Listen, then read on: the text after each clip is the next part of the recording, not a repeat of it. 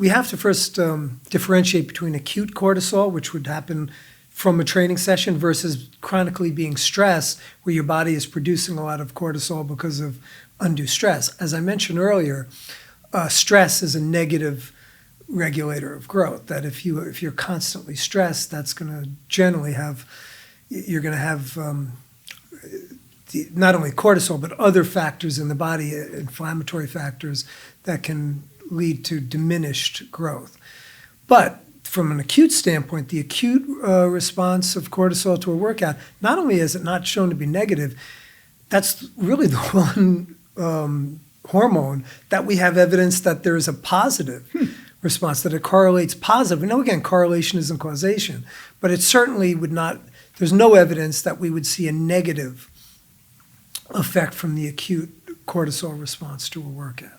Dr. Brad Schoenfeld, you are the king when it comes down to hypertrophy science. You really are the man. We're talking about volume here. It's like ongoing debate, low volume, high volume, volume per workout, volume per week. Like, where should our focus be based on where we're at with the research nowadays? Yeah, so there's pretty clear evidence of what's called a dose-response relationship, meaning that when you increase the dose, the volume, you're going to see greater hypertrophic gains up to a certain point. We have not been able in the literature to establish where that cut point is, and there's going to be a lot of inter-individual differences as well. But here, trying to give exact numbers on this becomes difficult. That's generally not the way research works. And I'll give you some insights into this. Number one, you do see huge differences when we do a study on any variable. You're going to see people responding in very poorly to something usually, some people responding really well, and then a group of people responding in between. What's very clear is that the maximum dose or the maximum you'll get is from the first set.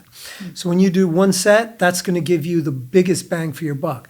Incrementally adding on sets will give you more hypertrophy, but it's not a linear increase. So it's not for every set you do, you're going to get a stepwise increase in hypertrophy. And as you start getting into the higher realms of set volume, you're going to start to see it somewhat level off. We generally, I think the somewhat of a consensus is somewhere between 10 to 20 sets per muscle group per week has been a general consensus amongst researchers as to where the volume, optimal volume is. But you have to remember as well that most of the study, really all the studies we have on this particular topic, do not look at the volume for every muscle group. They're going to look at select muscle group volume for the chest, let's say pec volume and arm volume and leg volume, and they're not training other muscle groups. So you might look at studies, we published a study on the topic, and there's been multiple others, where the total volume is around 100 sets for the highest volume group, 100 sets for all the exercises. When you add up all the sets for all the exercises, 100 sets is, if you're looking at, let's say, 10 major muscle groups, 10 major muscle groups, that's a little over 10 sets if you were to spell it out over that.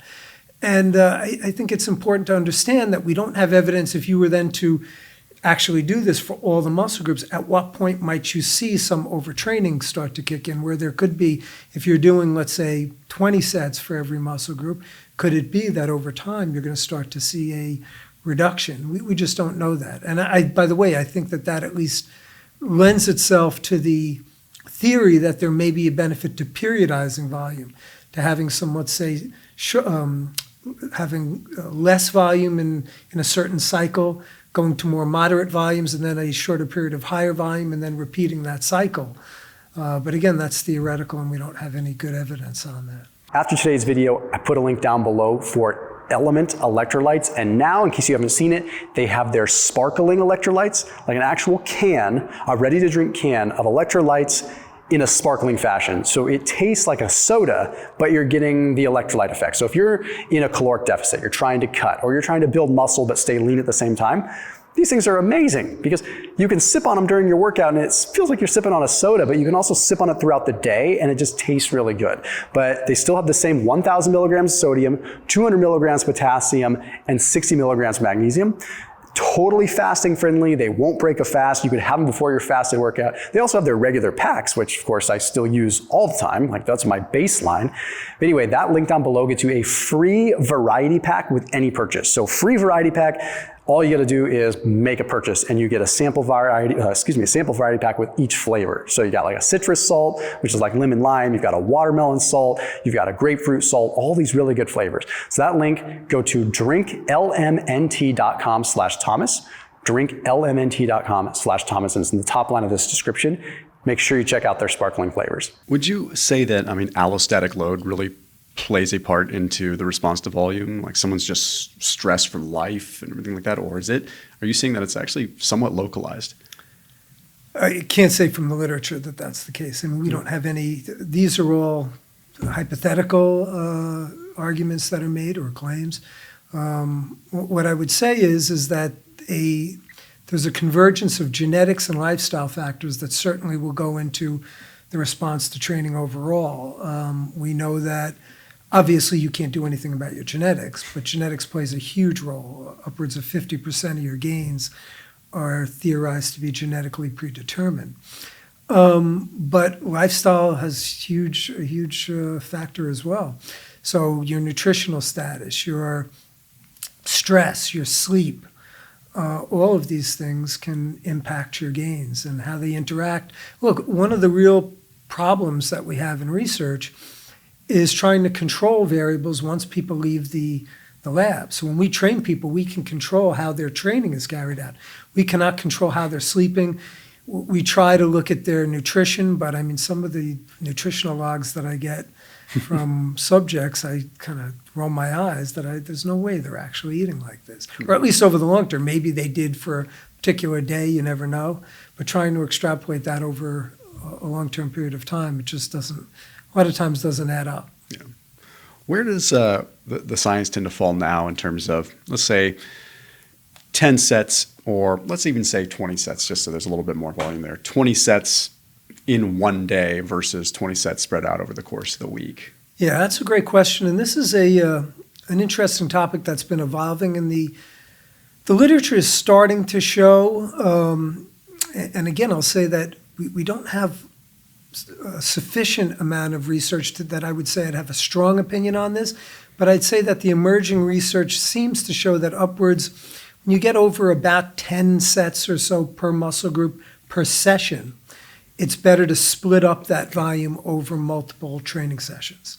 So if you're doing, let's say, 8 sets for your chest, really should not make much difference whether you're doing 2 days a week of 4 sets or 1 day a week of 8 sets. But let's say you're doing 16 sets, the literature suggests that splitting that up in 8 sets and 8 sets may give you better gains than just doing it as a bro-type split of 16 sets in a given session. Yeah, it's like, if that first set gets you the most bang for your buck, it's like, when does that clock reset? When is you do another first set. Is that first set 8 hours later? Is that first set 12 hours later, 24, 36, right? So, when we factor all of that into the equation, there's all these other different things that come into play with recovery and whatnot. So that's a whole different discussion. I can see that just a cataclysm of different things we could talk about in terms of when you're ready for that next, first set, so to speak. But a muscle, for example, maybe like the calves, like it's a muscle that's designed for lots and lots and lots of use. Are we starting to see that the volume required for calves, let's just say calves specifically, just because it is a little bit more of a specific thing? I mean, is the volume for the calves going to be significantly different than, say, the volume for the lats or for the chest? It's a good question. So anecdotally, Arnold Schwarzenegger, I've read his memoir. He claimed that his calves were he felt the big weak point. He would do 15 to 20 sets a day every day, so over 100 sets per week of just calf training to bring up his calves, and he brought up his calves. Now, we have no literature, no research on that topic to really draw good conclusions on. The calf volume is not something that's been studied. As much as we'd like to think that we have studies that just can guide us on all these questions, the hypertrophy research is still highly evolving. I would say this, that doing more volume for a muscle like the calves would at least have some basis in the sense that you're not going to get crushed by doing a lot of calf raises. If you're doing a lot of squats, you do 30 sets of squats in a session, you're going to be crushed. You do 30, or even just over the course of a week. It's going to start to factor into your overall recovery a lot more than if you're just doing standing calf raises. So again, it's hypothetical, and I couldn't give you a good research-based answer on this. I would just say that these are things that warrant experimentation, and certainly we need research on the topic. Yeah. Does it seem to make a difference between like type 1, type 2 muscle fibers in terms of volume? Not necessarily in terms of volume. We don't have good evidence on that, but I would say this. So we carried out a study specifically on the calves to look at the claim, because the soleus muscle, the calves are two primary muscles, the gastrocnemius, which has two heads, the medial and lateral head, and the soleus, which sits underneath the gastroc. So the gastroc is a mixed muscle. It has roughly 50 to 60% fast twitch fibers and the rest slow twitch. The soleus, on the other hand, is highly slow twitch dominant, type 1. So upwards of 80% of the fibers in the soleus are slow twitch. And we tested the hypothesis that maybe doing higher reps would target the soleus. Did not show that. It was, I thought, an interesting, to me it's always been an interesting hypothesis, but we carried out a study several years ago and it did not validate that hypothesis. That's interesting. If we come back kind of CNS for just a second, a lot of people kind of old school used to think that overtraining would be this just dominating of your CNS and just blasting yourself. But I mean, newer research is showing, it's pretty dang hard to really truly overtrain, right? It's much more just a line of diminishing return, really. So I don't know if we have any figures on this, but do we know like what percentage actually go into true legit overtraining and where that begins? No, we don't, but I will say this. From the research literature, there's very little evidence of overtraining in resistance training. So overtraining is certainly a thing. It's much easier to do in aerobic training.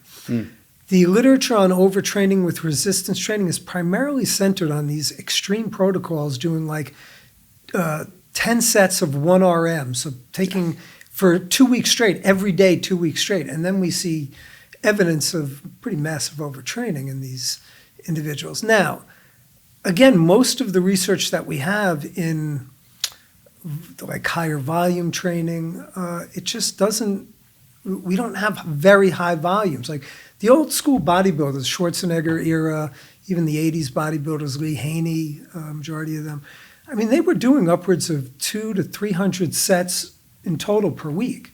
So Schwarzenegger would train every day or 6 days a week, double splits, an hour and a half in the morning, an hour and a half in the evening. And he'd be doing 25 to 35 sets per muscle per week. And the calves, like I said, even much more so.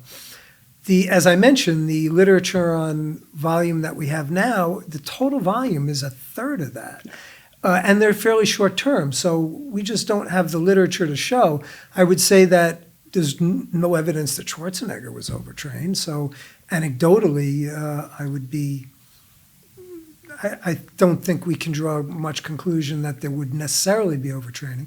But I think a lot of it also comes down to how you're partitioning your workout, how close are you going to failure on these things. So there's a lot of interactive effects that may influence it. And I think that this is something where, since we don't have good evidence, I think it lends itself to being intuitive as to how you're doing, watching your performance. If you're starting to see reductions in performance over time, that's when you want to nip it in the bud and take a deload. Rather than continue to, once you're overtrained, then it involves active recovery for fairly long periods of time to get out of that overtraining mold. Yeah, and how much of it is just emotional too? Like, are you just drained for the same thing and just ready for mentally ready for that deload week? Right. If we talk about intra workout for a moment, what about and this coincides with volume, in terms of like rest period between sets, as far as lactate as a signaling device for growth, right? Like kind of chasing the pump and getting a little bit more of sort of this burn effect and having shorter rest periods. What's your experience there? And I know it ties in with volume simply because of time, right? Just because if people have X amount of time to work out and they have to shorten their rest periods to get that volume up, but then of course their overall peak strength gains are going to be less, perhaps. But they're getting this different effect that perhaps is signaling more growth from the metabolite side of things. Yeah, so I don't know how deep you want to get into the mechanistic topic, but there's very clear evidence that mechanical tension is the primary driver of hypertrophy. Mechanical tension has both active and passive components, so that's more of an involved topic as well. But if you don't have mechanical tension, you're going to see very little to no growth regardless. The question is, are there other mechanisms that can be additive, that may be synergistic? And that is a more difficult question to answer, and the evidence is equivocal on that.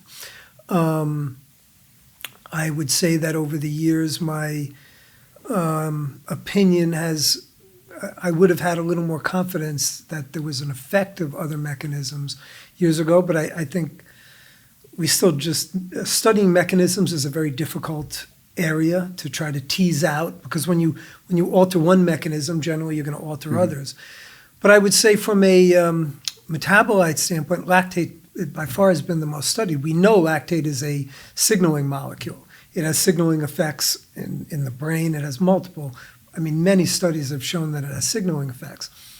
There's some good in vitro evidence, meaning in a test tube, that it is anabolic, that it upregulates various processes of anabolism, growth factors, etc.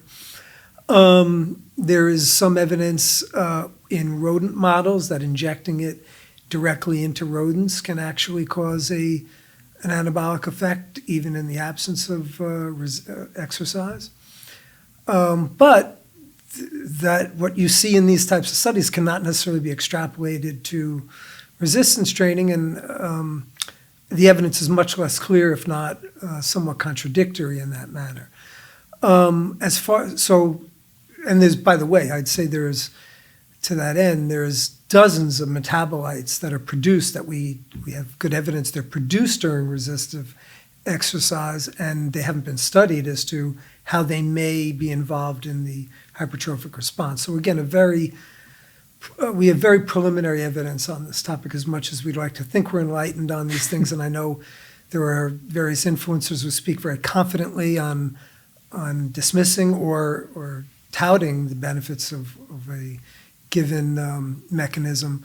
I think we need to be a lot more, for me, in my humble opinion, we need to be much more cautious. We can say, I think, with very good confidence that mechanical tension is the driver, and that should be the primary focus. But whether other mechanisms do come into play, muscle damage, these are to be determined. To your point about the pump, I've always, it's been kind of a hobby horse of mine for many years, because I was brought up in my bro science days to believe that the pump was something that you should strive for. There's a pumping iron, we all know. Hopefully you've seen that movie and what Arnold says about that. But the pump, it's quite interesting that we have, again, in vitro in a test tube, really good evidence that when you inject, when you hydrate a cell, so make a cell, inject it with fluid, it's highly anabolic. It increases muscle protein synthesis and decreases protein breakdown. That's an anabolic home run. That's from an anabolism standpoint. If you can increase MPS and decrease breakdown, that's as good as it gets, theoretically. Now, what happens in a test tube, again, does not necessarily occur in vivo. But again, a very difficult thing to study in vivo. How do you tease out the effects of a pump from other potential mechanisms coming into play? I would say that we do not have any good evidence that the pump does have an effect, but there is some preliminary evidence showing that that had looked at the pump in the first session, like how people's ability to get a pump, and that it did correlate with the hypertrophy over time. Now, again, you have to be very careful with looking at correlation and trying to draw causality from that. So I can't give you an educated opinion on that. I would say that there's no downside to training for a pump, at least on some sets. That should not, in my humble opinion, again, be a primary focus of training. But I also think that it may warrant, if you're a bodybuilder, you're not going to lose out by having at least some sets that are focused on the pump. And could it potentially be a benefit? Maybe. And to me, everything comes down to cost benefit. And if it's a good cost benefit ratio, you go for it. So if it's going to have a low downside with a potential upside, that's something that should be experimented with, and bodybuilding is about experimentation. Yeah. And if the literature is looking at the ability to get a pump, I mean, that could be numerous different things. It could just be hydration state right in the gate, right? Because if you're dehydrated, you're not going to get a good pump generally, or not as good, right? So, I mean, that kind of factors in a lot of that as well. Yeah, because if you think about even from like the sarcoplasmic growth, like that's a relatively like temporary thing, right? Like you can have this growth that comes from, say, the pump, but that's not always there to stay, right? Like even that growth is measured in sort of this, I guess let's call it swelling in a way, right? And that can stay for days, but that doesn't necessarily mean that you're building muscle in the conventional way that we're talking about it. So we have to be somewhat careful in conflating the pump from sarcoplasmic hypertrophy. So sarcoplasmic hypertrophy is it's growth in the sarcoplasm of the non-contractile elements. Generally speaking, at least from a research standpoint, it is brought about by the increases in substances other than contractile, so other proteins than the contractile elements. Okay. And that could be T-tubules, that can be enzymes and other factors. And there is an osmotic effect of these proteins. So the muscle cells, the muscle fiber, looks to maintain a roughly 3-to-1 ratio of fluid to protein. That keeps balance within the cell, within the muscle cell. And so when you're going to increase non-contractile proteins, you're going to tend to draw fluid into that. To say that it's temporary, I mean, hypertrophy is temporary. Contractile hypertrophy. True. If you stop training, you're going to lose contractile elements. So I think this is where people go down somewhat of a slippery slope when they refer to sarcoplasmic hypertrophy. Now, I would say that probably there's more of a ceiling towards your sarcoplasmic fractions occurring. It's still not the presence of sarcoplasmic hypertrophy has not been well established. I think it's an emerging theory. A colleague of mine, Cody Hahn, out of the lab of Mike Roberts in Auburn University, has done some work on this, and they showed preliminary evidence that this may be a thing, and generally it's involved with higher repetition training versus heavier load training. That tends to cause greater non-contractile element buildup within the cell, and that, again, seems to show without, by the way, it's important to understand that is not compromising the evidence that they showed. They showed similar contractile hypertrophy with added sarcoplasmic hypertrophy. Okay. So they showed greater overall growth, but it was due to just the addition of more sarcoplasmic hypertrophy, not less. It's not training for sarcoplasmic growth or contractile growth, which sometimes, again, gets, I think, misinterpreted by some in the lay public. So, I mean, in essence, it's still gains, even if it's not contractile. Yeah, and could it be somewhat more fleeting than contractile hypertrophy? I think that is probably a fair assumption. But if you continue to train for that, can you maintain it? Doesn't mean you're necessarily going to lose it, but the pump would be more of a temporary thing, and that generally does not last more than several hours. So sarcoplasmic hypertrophy would be over the course of days, or perhaps more, whereas the pump would be a real temporary phenomenon, which would last a few hours. Yeah, I could see how the layperson would conflate those, right? Like it's because sometimes you're looking at, okay, if you are chasing a pump, generally you're working a little bit lower weight. You're going to be going probably higher rep, probably higher volume. So you're just by nature of higher volume, you're probably seeing some of the literature that says, okay, well, that's going to be more sarcoplasmic growth, and you're conflating that with the pump because it just so happened to be getting more of a pump with that style of training.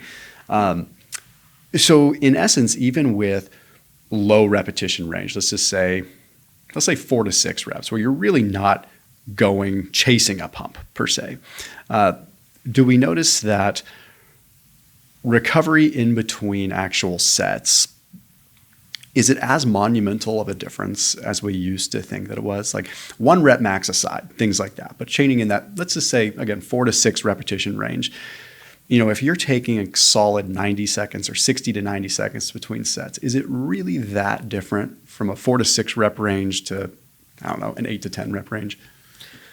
Yeah, so again, this is a topic where there's not a lot of direct comparisons, but generally speaking, theoretically, yes, that when you're training with part of this will depend upon how close to failure you are. So if you're training very hard, which you're going to need to obviously make gains, the buildup of metabolites, particularly lactic acid, and it's not lactate, it's the acidosis, it's the hydrogen ion accumulation that comes from somewhat higher repetition. So when you're in that lower rep range, particularly like 3 to 4, when you start getting into 5, 6, you're going to start to get some accumulation, but it's going to be less.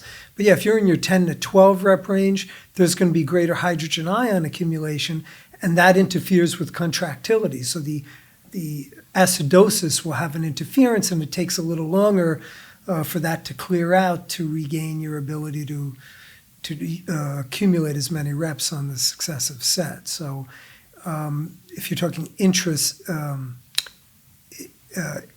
between set recovery, that would be the case. Yeah, you're essentially just at that point, you're taking a long time to clear it or whatever. And I suppose you could train yourself over time to probably...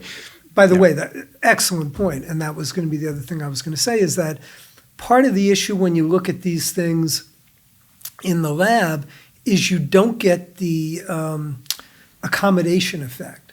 So if you take a group of people who aren't used to doing something and you give them, even if they're well-trained subjects or fairly well-trained subjects, if you're giving them routines that they're not used to doing, which usually is going to be the case, they haven't been accustomed to that training. If you keep doing that over time, there is evidence that you do get greater buffering capacity. So if you're training with shorter rest intervals over time, that can help to buffer the acidosis, and you potentially can recover better between sets. And recover better meaning you can increase the number, you can maintain the number of repetitions that you did. And this, again, isn't well studied. So it just would be very difficult to continue to try to test people over that period of time. Do you suppose, and this could go into theory for a moment, but is it muscle specific, or is there a cross-training sort of interference effect where if you become more efficient at lactate clearance, if you become more efficient at sort of this buffering the hydrogen ions via other modalities, can it cross over into your resistance training? So let's just say, for example, someone that's an 800-meter runner, right? Someone that's like literally dealing with that at its brink, right? They've become relatively efficient at that. Is that going to generally, do you ever see it transfer into the weight room, or is it a little bit more site specific? Yeah, so that's a really good question. I don't recall seeing specific literature that has looked, let's say, at distance runners and compared them to people that, let's say, powerlifters. But certainly theoretically that would be the case. Buffering capacity is buffering capacity. I guess that's my question. If you're able to buffer acidosis, your hydrogen ions, I don't see any reason why that shouldn't. Certainly if you have greater buffering capacity, you're going to be able to enhance your ability to train anaerobically, which is what happens during resistance training. Yeah, that's what's kind of interesting to me is it's like, okay, sorry, go ahead. No, yeah, just in thinking about this too, it could be also specific to the muscle group. So if you're dealing with runners, it could be the buffering capacity is localized to the lower body and not. That's again something that I think would be an interesting. It's just coming to me when you're saying this, and I'm not sure how the whole body effect would translate to that. Yeah, that's what I'm kind of curious about. Is there it's an interesting thought. And then if you're ultimately able to increase your work capacity, in a given 1 hour range, right? So it's like, okay, maybe there is, and this is just me hypothetically, maybe there is merit to doing some kind of like buffering training so you're getting better at that, so that when you do train, you can consolidate more volume into a lesser period of time and not be limited by the metabolic effect. Well, to your point, I've been a proponent of that. So there's some evidence that training across the spectrum of repetition ranges may, to some extent, help to enhance hypertrophy, and that could be a potential reason. So I've hypothesized that having either a block of training or at least some training segmented to look to training in a higher repetition range, 15, 20, 25 reps, may enhance your buffering capacity, which may then translate into your ability at more moderate reps to get a few extra reps out. And that is, again, a topic I think that warrants more investigation. I mean, I guess we see it in the beta-alanine research that, but change the buffering capacity. And I guess in theory that could also train your time to exhaustion too, right? So what about training at these higher rep or lower rep ranges for shorter periods of time? Like when we're going through these training blocks where we're maybe periodizing lower range reps, just for people that are watching and listening, for the average person that's trying to build muscle, what would you say the lowest repetition range safely someone should stick at? Like, do they have does it necessitate going down to 4 or 6 reps occasionally, or are they going to be able to get all the same gains for the average person? Maybe not the elite lifter, the average person that's just, actually let's elevate to the average lifter, not the average person that's a recreational gym goer. Is there a lot of reason to put themselves at potential injury risk going below 8 reps? No, I would say for the average lifter, minimalistic routines would get you a majority of your gains. We have, I think, sufficient evidence. So again, we can go in different directions here with this conversation. So most of the things we've talked about to this point are for optimizing for the bodybuilder, for the person who really wants to get the maximum out of their genetic potential. For the average lifter, this is something I've changed my mind about a number of different topics, but I think the most extreme one was repetition range, like the need to train in a certain rep range to maximize hypertrophy. We now have quite good evidence, I would say it's pretty compelling, that you can achieve similar whole muscle hypertrophy across a very wide spectrum of repetition ranges, 6 reps up to 30 reps. And when I was an up-and-coming sports scientist, exercise scientist, it was always taught that if you trained above 12 reps or so, you're basically doing glorified cardio. You're not recruiting the highest threshold motor units, which are associated with your type 2 muscle fibers. And conversely, that very heavy lifting, you were not able to really get the volume that's necessary. Which to some extent has, I think, even a little more basis to it, but that would be very low repetitions. But when you're somewhere within the 6 to 30, there's really no whole muscle difference. I did mention, if you're looking to eke out the most, that training across a spectrum of repetition ranges, I think has a good cost benefit. It's not going to harm you. I also would somewhat disagree that you're necessarily going to put yourself at risk. I think that depends on your joint health and other factors and how sensibly you train, the types of routines that you have. But I would say for the average lifter, if you're training in any of that, across any spectrum of that loading range, you're going to get the vast majority of your gains. Yeah. If we kind of pivot the conversation just a little bit within the volume discussion to protein, this may sound like a very embryonic question, but I think there's some merit to it. Obviously, we know that protein is going to be related with hypertrophy. We've seen all that. But is there a lot of evidence on protein and strength gains along the same spectrum that we see with hypertrophy gains, right? So like there are some people that consume maybe 1 gram per pound of body weight. There's some people that consume 1.5. Okay, yeah, when you're looking at the hypertrophy scale, sure. But what about from a strength perspective? How much do we see protein playing a role in actual strength gains? Yeah, good question. So you have to look at it from this perspective. To maximize strength gains, there will be somewhat of a dependence on hypertrophy. So they are interrelated. Now, they're certainly not linearly related. It would be a nonlinear association.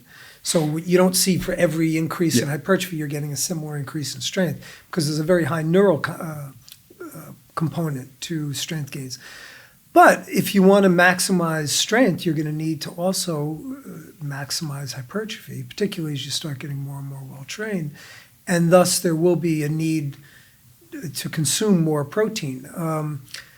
We don't have to say that it's exactly the same, that they would equate exactly, is not something we can draw from that literature, because basically the protein research that we have is based on muscle protein synthetic responses. Okay. So that doesn't necessarily correlate with strength gains. And trying to look at the association whenever you're looking at correlative evidence, you're going to have difficulty trying to draw causality. Yeah. So I would say that certainly having for those looking to maximize strength gains, that having higher protein intakes will be necessary. Yeah. Because it's going to necessarily have better effects on hypertrophy.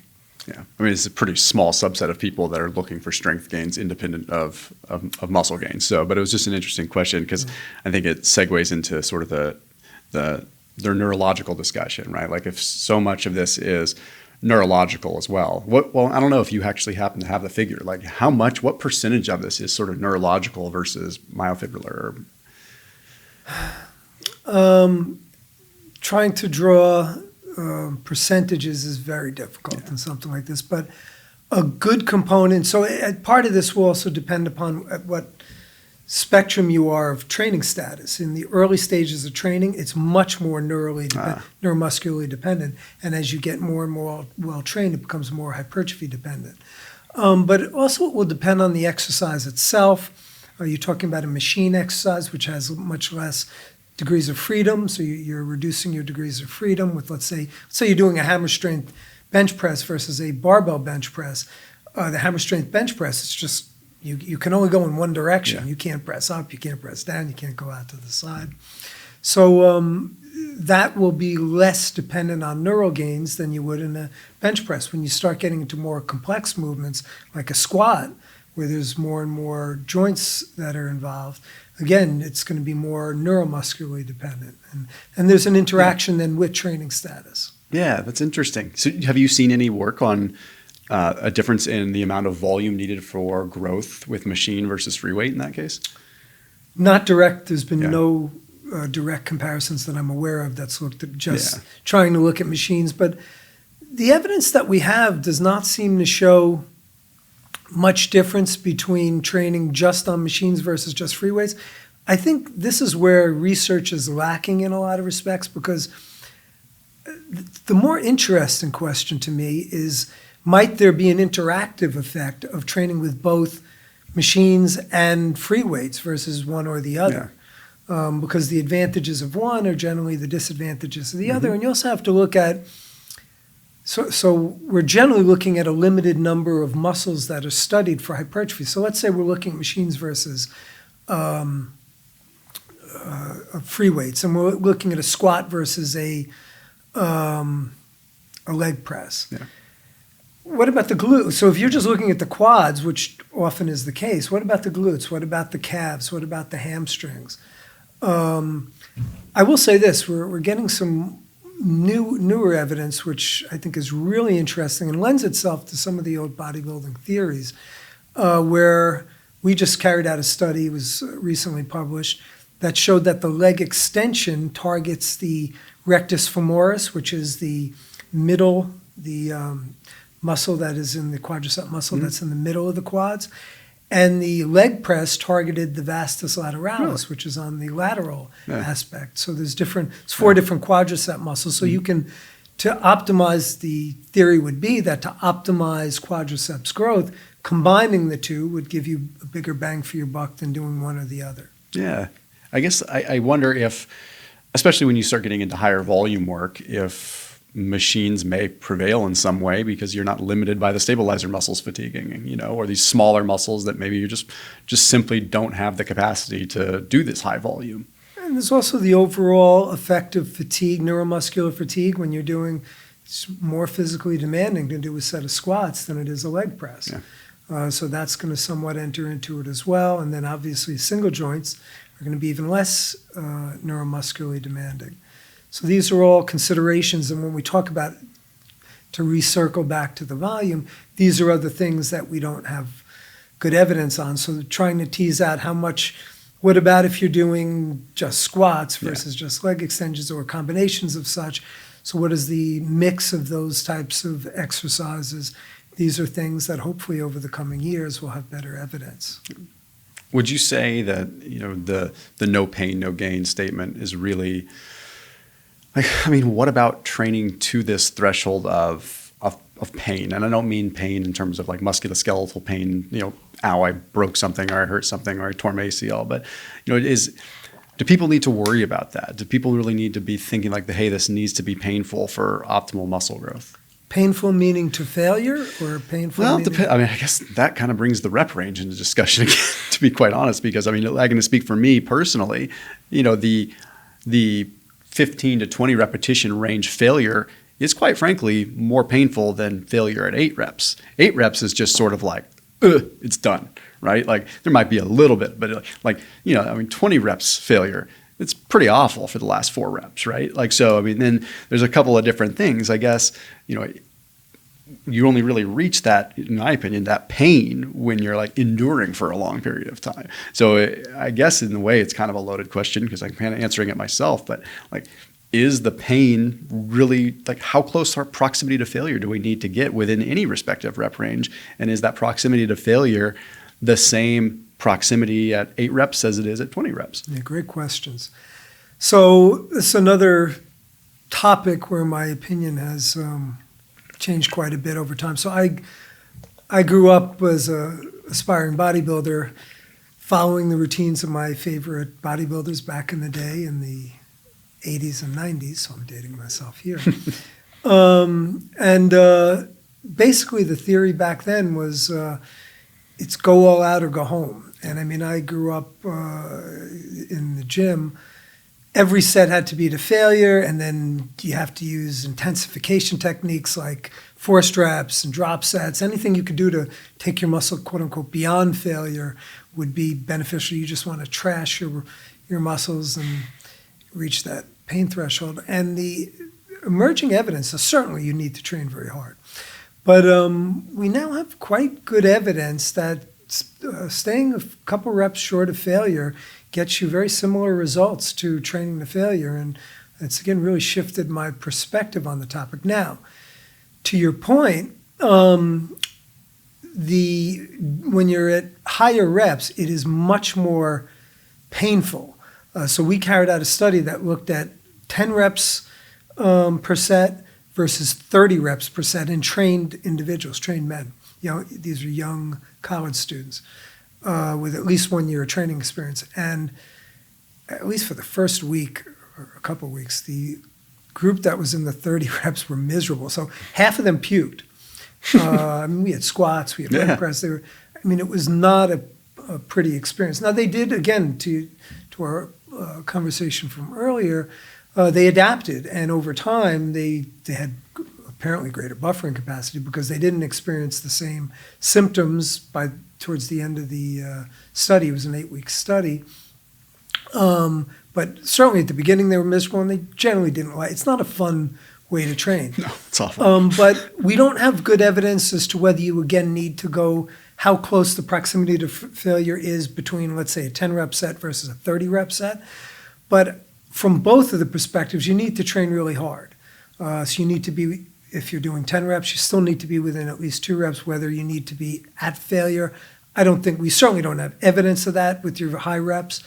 I would surmise that it probably is somewhat similar, that as long as you're getting relatively close. But remember too, you're failing somewhat differently. At very high reps, the acidosis is really coming into play to stopping the muscular contraction. I would say this, when you're in somewhat lower rep ranges, you have a gun to your head and say, do another rep, it's going to tap out pretty quickly. When you're at higher reps, a lot of it is will at that point to push through. If you're, let's say going 30 reps, could you do an extra 2-3 reps at 30 reps in your head and just willing past that, the acidosis effect? These are things that we don't have good research on.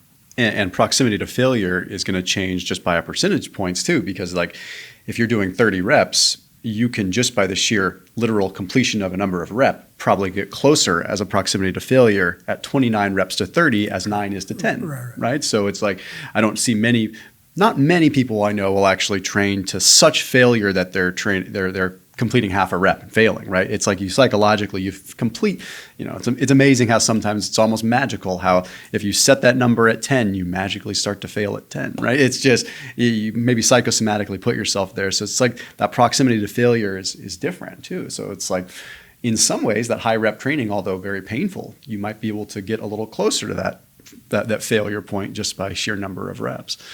Well, and to your point too, so while we have evidence that you don't necessarily need to train to failure to optimize the hypertrophic response, I do think it's pretty clear that you do need to train to failure to know how far away from failure you are. Yeah. And that's one of the problems when you're looking at these very high rep ranges is that people who train to failure, let's say they're regular gym goers, they're not used to using 30 reps, so they a lot of times don't even know what their failure is at 30 reps, whereas they're going to be more cognizant of that in these somewhat lower rep ranges. So if you want to really know what your failure is, you've got to consistently train at least for a portion of time earlier in your career to really get a gauge as to how far can you continue to push into your head. Yeah. What about, kind of covering all the bases, talking volume, frequency, all these things. What about, does duration of an actual workout come into play all that much? Like how much have you seen in the literature with, is cortisol something we really need to be worried about? Is that totally overblown, right? I mean, obviously I know cortisol as, quite frankly, somewhat beneficial in a lot of ways from a fat loss perspective. And it's like all this thing that's just the way the body works. Like, don't overthink it. But maybe I'm wrong. Like, if you're training for a long period of time, again, we go back to the Arnold Schwarzenegger kind of discussion. I don't know what his rest periods looked like. Maybe but he's training for multiple hours yearly. Like, if your rest periods are adequate, like, does duration really matter all that much? So, duration can matter depending on the density of training. You talked about rest intervals, so that's somewhat of a different topic. But to your point about cortisol, not only is there, so we have to first differentiate between acute cortisol, which would happen from a training session, versus chronically being stressed, where your body is producing a lot of cortisol because of undue stress. As I mentioned earlier, stress is a negative regulator of growth. That if you're constantly stressed, that's going to generally you're going to have not only cortisol, but other factors in the body, inflammatory factors that can lead to diminished growth. But from an acute standpoint, the acute response of cortisol to a workout, not only is it not shown to be negative, that's really the one hormone that we have evidence that there is a positive response, that it correlates positive. Now, again, correlation isn't causation, but it certainly would not, there's no evidence that we would see a negative effect from the acute cortisol response to a workout. Is that just from just a noradrenaline side of things? I mean, you're actually just getting this that's pushing you through, or do we not really know? We don't know, and why might it enhance the effect? Could it be that, again, I'm just speculating here, but that it helps to enhance the breakdown of tissue that you can ultimately repair, that can lead to greater repair of tissue? Again, questions we're not clear about. For sure. I mean, when we speaking of repair, what about delayed onset muscle soreness? Like, do we need to be sore? I think most of us know now we don't need to be sore to grow, but is there a linear relationship between soreness and, breakdown? And because as far as I know, looking back, like DOMS is still a little bit of a mystery, right? Like there's still a lot of questions going on with that, but what do we know as far as its relationship with hypertrophy? Yeah, so DOMS, delayed onset muscle soreness, is it has a relationship to muscle damage to some extent. So it is correlated with muscle damage. It is not, by no means, is it a direct relation to how much muscle damage you have. Different people experience soreness differently for various reasons, and there's some evidence that women experience less soreness than men do, potentially hormonally. To your point, Certainly there is no evidence that being sore is necessary for growth. I think the jury is still out that could you potentially use mild soreness as a gauge that you have worked the body from a novel perspective. So we know that novelty, having a somewhat novel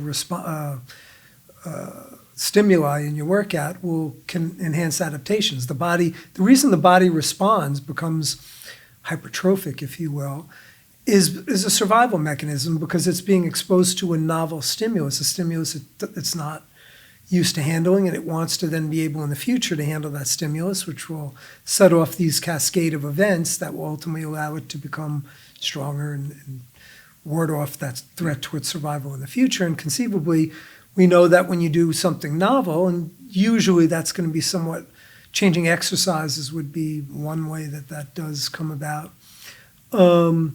But we don't have good evidence that, again, as I mentioned, there's inter-individual differences in response.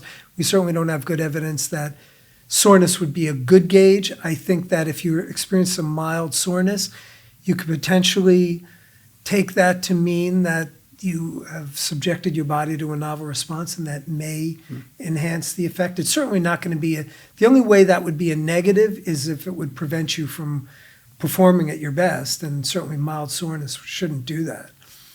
So it's, again, cost-benefit wise, I think that could be a good response. But just because you're not getting sore the reverse is not true. Yeah. So the fact that you're not getting sore does not mean that you are not making gains. Do creatine kinase levels always associate with DOMS? Yeah. No, creatine kinase is a somewhat poor gauge of muscle damage. Okay. Yeah, that's what I was wondering, because I've had brutal lifting sessions that have gone on for, a couple of hours and CrossFit style Metcons that have been, haven't given me that much of an increase in creatine kinase, but then I've had 6 mile runs that seemed pretty easy that will give me a massive rise in creatine kinase. So I think there's probably other metabolic factors and things coming into play there. I mean, look at rhabdo, right? Like some people with rhabdomyolysis, they get it when they are extremely well trained, and then they just get it one random case where they're training at a lower volume than they normally would train. So it seems like maybe there's a randomness to it too. Yeah.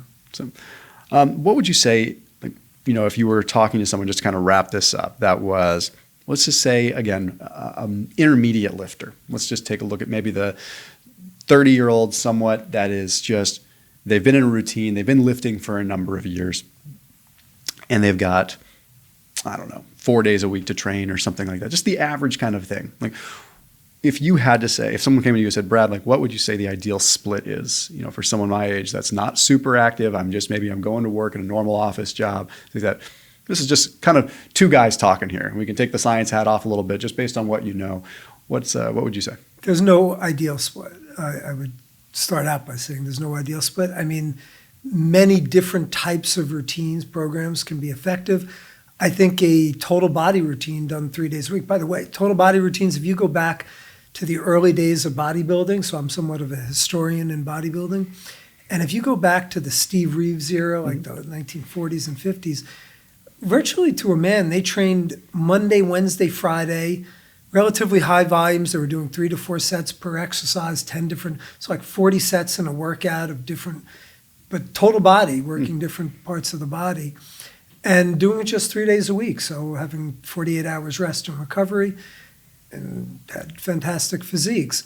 I'm a big fan of doing upper-lower splits 4 days a week. So you're getting each muscle group twice per week, so upper, let's say Monday, Tuesday, Thursday, Friday, 2 days on, 1 day off, 2 days on, 2 days off. Again, how you go about it can be varied. But to me, the most important thing is how it fits into your schedule. If you're not a bodybuilder that's looking to eke out every last morsel of muscle of your genetic potential, lifestyle factors need to be taken into account. Adherence is by far and away the most important. And you're going to get the vast majority of your gains just by showing up and training hard, reasonably hard. So there's no ideal split. I think that's way over scrutinized. And again, when you start to get into upper level bodybuilding, that's where these nuances become more and more important. So again, as a former bodybuilder, that's what has driven the majority of my particularly early research. As I've gotten more into the research realm, I've somewhat drifted out into looking now at sarcopenia and other factors that I think have much more societal effects and adherence to me. Look, Tom, 80% of the population doesn't lift, or at least lift regularly. When we're doing these studies for bodybuilders, we're looking at the 1/10 or 1/2 of 1% of the population. To me, focusing on that 80% is the most important factor, and just getting them to a gym. So if you're going to give people these routines that are not doable, even for the intermediate lifting, you're going to tell them, you should really be doing push-pull leg routine 6 days a week, and that's a fine split if you want to do that. Can that be a very effective split for a bodybuilder? Yeah. Do you need to do that to get very good gains? No. Yeah. And again, there's a lot of flexibility. I think flexibility is the term of the day here. Yeah. It's interesting. I mean, I don't want to drag this on too much more, but I mean, as you're saying that, I'm thinking like, okay, at the elite level, I wonder how much anthropometrics play a role too, right? Just simply like, okay, I have got, longer femurs. So when I do squats, it tends to, whatever. Example being like, maybe he's got someone with a very back dominant person, or so their back recovers faster, right? They kind of have to look at these things. It comes to the flexibility piece. Like, right? There's things like that. Like I can speak for myself personally. Like my back is my strongest body part. I can deadlift and be totally fine the next day. I can row and do pull-ups and lat pull-downs till I'm blue in the face and be totally fine the next day. But it's other body parts, maybe not so much. So I think that I like what you're saying, because it's liberating. It's liberating by some people thinking like, even at the advanced level, it's like, nope, I got to follow this split. You know what? Everybody's different, and you're going to kind of have to roll with what you roll with based on what your recovery feels like. And that's and to that point, it's a really great point.